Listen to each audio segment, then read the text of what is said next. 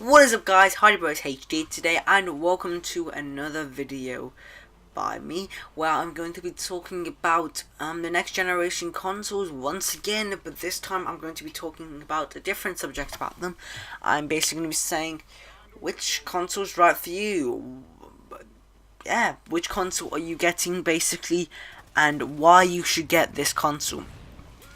So, straight away, can you please hit the like button down below? It really helps on my channel, and I really appreciate it. And let's get on with the business. So last time I did do one of these videos, it got a nice good reception. So I thought I'd do another one. Since we are less than in America, the PlayStation 4 comes out this Friday. That's a very few days away, and some people have posted videos onto YouTube, and they already have their hands on a PlayStation 4. The next gen is soon to be current gen, everyone, and I'm really hyped to it. But people, I've asked all my friends, I've asked a lot of people, and they're all saying they're gonna try and get it for Christmas. So if you're not sure on which console to get so far, I'm gonna help you decide which console is personalized to be right for you and your liking. So let's start off with the news, which has recently came out in the past few weeks, which is that a few games have been delayed. In my other video, I did say Tom Clancy's Division was delayed. I got the wrong game there. I should have done my research. It was actually The Crew, a very good racing game from Ubisoft, and I'm actually looking forward to that game. So Watch Dogs got delayed, and Drive Club also got delayed, and these are massive huge two titles, especially when you talk about Watch Dogs. Drive Club was meant to be the free game with PlayStation Plus, and everyone was looking forward to it, and it looked like a different type of racer. But these games did get delayed because the consoles, I reckon, are not good enough right now. Well, not good enough, they're not ready, they're not complete. Also, we've had more news about these day one updates from PlayStation and Sony. Xbox literally has an update. The person says this update is basically not optional. You're going to be able to do very little with this update. Same goes to the PlayStation. You will be able to do some stuff a bit more than the Xbox, but flipping out, you really want to do this update because you won't be able to do that much. You won't be able to play disc-based games, and I think that is it. And all the few features. So basically, we have mandatory updates day one, which should take some time. They might have taken like half an hour to do because I've seen the updates. They're quite big and there's a lot in them. So everyone gets a new PlayStation 4 on day one. They're just waiting to open it and do it, and then you've got to wait that half an hour to play it. Anyway, so let's start talking about the consoles on the exact self, and why I should think you should buy the PlayStation, and why I should think you should buy the Xbox. So let's start off with the PlayStation 4. So PlayStation 4 is lacking with exclusives for the launch lineup.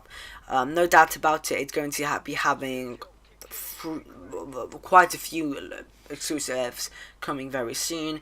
The Infamous Second Son is my most anticipated game for the next gen, and I'm hyped for it. Also, I find that Killzone is the flagship runner from any other exclusive, either on Xbox or PlayStation. It is the number one flagship runner. I'm probably going to be buying Killzone Shadow of War. It looks amazing, and it's attracting new customers to Killzone. I've not really been a fan of Killzone, but I have revisited the old games, and I really did enjoy them. So Knack is also going to be coming out for the PlayStation 4. I did get to play it about less than a month ago, and I really did enjoy it. I find it's one of those best Crash Bandicoot games, which everyone used to love back in the day. One of those Spyro games, one of those like Jak and Daxter games. Well, not necessarily Jak and Daxter, but it's something new, something good, something for the family, and I think it does have the awesome title. It's very unique. That title will be for the PlayStation. Now, so on the Xbox, they do have quite a few exclusives, but there's only one which I really, if I did buy the Xbox, I would really get, and that's Dead Rising 3. Dead Rising 3 does look very good, but I just find with Microsoft, they haven't shown that much of Dead Rising 3 so far. I find they need to show more of it and attract new customers to it. they probably know in their mind that your flagship exclusive is the exclusive which everyone is looking forward to. Even lots of people. I have to admit that game does look very good. The amount of zombies at one point could be on the screen is very good, and it's definitely using the capability of the Xbox One. Also, the Xbox One has Killer Instinct, a game which is cool for some people that like genre type of games. They also have Rise in a Row, which just looks like a quick time event game, but it isn't so bad. It's basically a decent game, but it does look good for some people.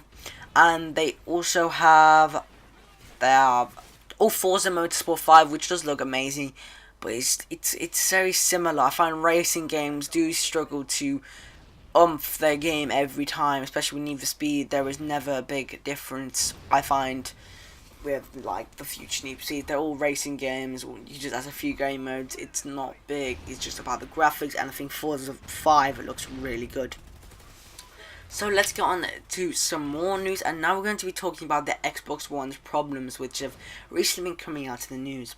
Now, you may have heard this probably, that Battlefield 4 will be running 900p on the PlayStation 4 and 720p on the Xbox One. Now 900p to 720p is not that much of a difference, but it can be noticeable if you put them side by side. Some random random graphics whore would probably be able to see the difference, but personally I just don't find there's a massive difference. But it's not about the resolution here. I'll get onto that in a minute. Also, Call of Duty Ghosts will be looking better on the PlayStation 4 since it's going to be running natively on 1080p on the PlayStation 4, and it's been upscaled to 1080p on the Xbox One. Now, if you guys don't know what 1080p is, and you like thinking what it's on about, Call of Duty's always been 1080p. It's always been upscaled to 1080p. It's always been run natively on 720p, and it's always looked quite good. But when you see on the back of the box 1080i, 720p, 1080i, 1080p, it's not full HD 1080p. So Call of Duty Ghosts is going to look much more better on the PlayStation side. Also, very new news is that Dead Rising 3 will run 720p on the Xbox One. It's an exclusive, and what is kind of annoying me is why can't Xbox hit these 1080p marks? They need to start hitting them, and it makes you wonder, has the Xbox been rushed? Is the hardware in it going to be good enough to last so many years from now? It just gives you questions. Why is the PlayStation so early on having such a massive graphics boost on a game which is so partnered to the Xbox side? You look at Call of Duty Ghosts partnered with Microsoft so much. It's unbelievable. Like, every event would be presented by Microsoft. The DLC will be coming first on Xbox One and 360, and it's just amazing how it looks better on the PlayStation 4, and it kind of does prove that the PlayStation 4 does have that edge in the hardware. So now let's go on to which console you should buy.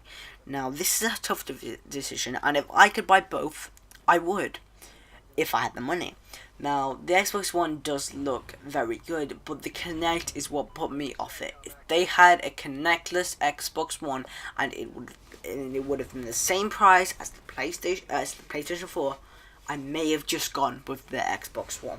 The reason is, I don't want to tell my Xbox to say Xbox on, Xbox off. Yeah, it'll be all cool at first and all that, and you'll be loving it, but then 3 months down the line, you won't even be using it. You'll be starting to do more things manually. You may oddly say Xbox on, but you just press the PS button on PlayStation to on the console. It's not hard. I guess that's the same for Xbox. If you press like the Xbox button, whatever it's called, that will probably on the Xbox as well. And it's not hard, and I do find that the Kinect is being still forced on us to use it. They try to push it, but there's no games for it. There's only Kinect Sports Rivals, which I forgot to talk about because it hasn't been hyped up enough. So I find if you want an Xbox, go right down and get it. If you are that person who likes FIFA, Call of Duty, and the Dead Rising franchise, I really would buy the Xbox. I find Xbox does have some nice exclusives now, and it's time to come back on it. Hopefully these exclusives can be rated quite good. and see if they can compete with the great PlayStation 3 exclusives that we had, such as Uncharted and The Last of Us. And yeah, let's see if they can get as near as that. So now I'm going to be talking about the PlayStation 4. Why you should buy the PlayStation 4. Firstly, because they've done everything right since day one. PlayStation 4 has done everything right. They haven't had any hiccups or bumps, really. Nothing too big. And it's frankly quite well done from Sony. They've improved from their launch of PlayStation 3. PlayStation 3 had a very slow start going, and I find they've learned from their mistakes from PlayStation 3, and they've brought it onto PlayStation 4. They have some awesome features, like I can press the share button, I can be streaming to Twitch. I will be using that feature, guys, for my YouTube channel. It just sounds awesome, and that's what I may have to do. If I cannot bring PlayStation 4 content to you guys, I will notify you when I'm going to be streaming, and hopefully we can get like quite a few people in there. So yeah, and now the other option is the Wii U. Now, I bet you're laughing now when I said the Wii U. I can't believe you're saying the Wii U. That's what you're probably thinking. But look at all the exclusives the Wii U has. Zombie U got some. People didn't like it for some reason, but I know a lot of people who did loved it. It was an exclusive to the Wii U. The Wii U is backwards compatible. The number one Wii, sold the most consoles out of Xbox 360 and PlayStation 4 by quite a bit. We're talking about 40 million. Think of all those games you bought on the Wii. They are all going to work on the Wii U. And the Wii U is £250 with like a game with it. It could be £210. It's not much. You think of the PlayStation 4, £350. You think of the Xbox One for the UK, it's about £430. I know there's a massive difference, but the Wii U can be saving you money. It's really been overshadowed. They have some new Super Mario games coming out, which honestly look good. It could be one of the games of the year, said some YouTubers, and I quote, because I don't play that much Wii games. They have Pikmin 3 that got a really good rating, and people are very much enjoying that game.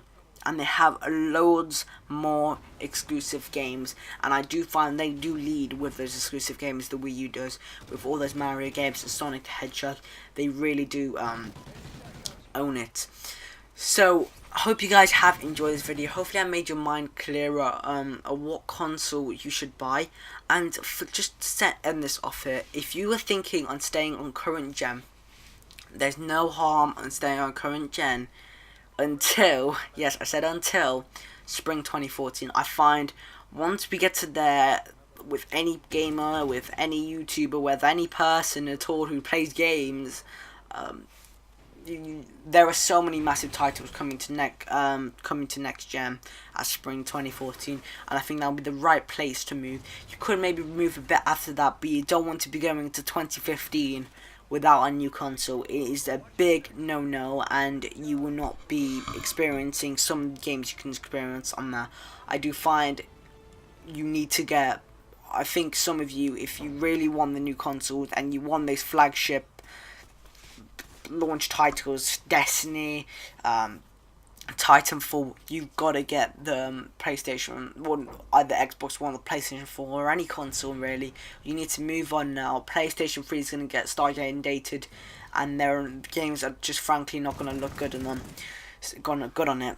So I hope you guys have enjoyed this video here. We're nearly on 14 minutes. Wow, it's probably one of my longest ever videos. So if you enjoyed it, please like and subscribe, and tell me what console you're going to be getting in the near future, and tell me if you're getting a console on launch. I'll add you as a friend.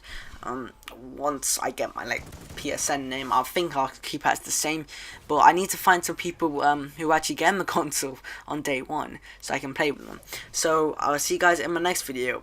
Bye.